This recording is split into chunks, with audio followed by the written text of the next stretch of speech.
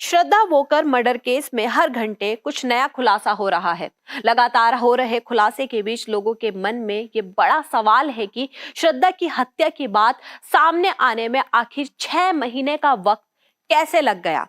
जब पुलिस के मुताबिक 18 मई को ही श्रद्धा की हत्या हो चुकी थी, फिर पूरी वारदात की बात सामने आने में इतना लंबा समय कैसे लगा। आज के इस वीडियो में हम आपको श्रद्धा की हत्या की पूरी टाइमलाइन बताएंगे और बताएंगे कि श्रद्धा की उसके माता पिता से लड़ाई किस बात पर हुई थी और वो मुंबई छोड़कर दिल्ली अपने बॉयफ्रेंड के साथ कब आ गई।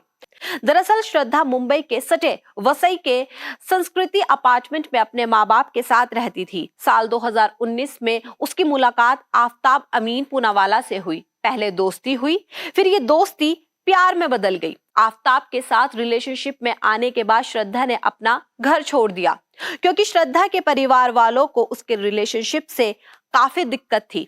श्रद्धा ने घर छोड़ने के बाद आफ्ताब के साथ नए गांव इलाके में लिविंग रिलेशनशिप में रहने का फैसला किया।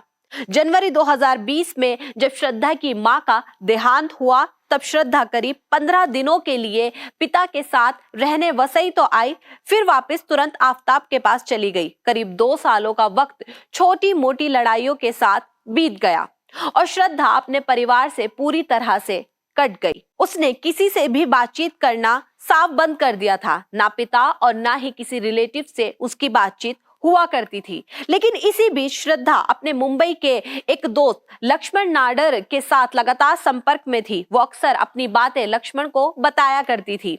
लक्ष्मण ने ही सितंबर 2022 में श्रद्धा के पिताजी से संपर्क किया और बताया कि श्रद्धा का फोन पिछले 2-2.5 महीने से बंद है।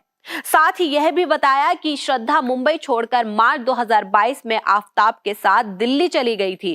कुछ गड़बड़ी की आशंका को देखते हुए श्रद्धा के पिता ने लोकल पुलिस थाने में इस बात की शिकायत की। पुलिस ने इस मामले में इंक्वायरी शुरू की और आफ्ताब श्रद्धा के 1.5 साल के कॉल डिटेल निकाले गए। श्रद्धा के social media account, bank account की भी जांच की गई तो पता चला कि लक्ष्मण नाडर की बात बिल्कुल सही है।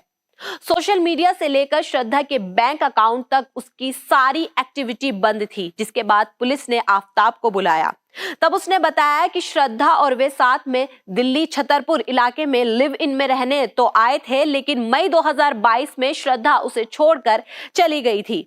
वसई पुलिस को आफ्ताब की बातों पर शक हुआ, जिसके बाद मामले में दिल्ली पुलिस को इन्वॉल्व किया गया।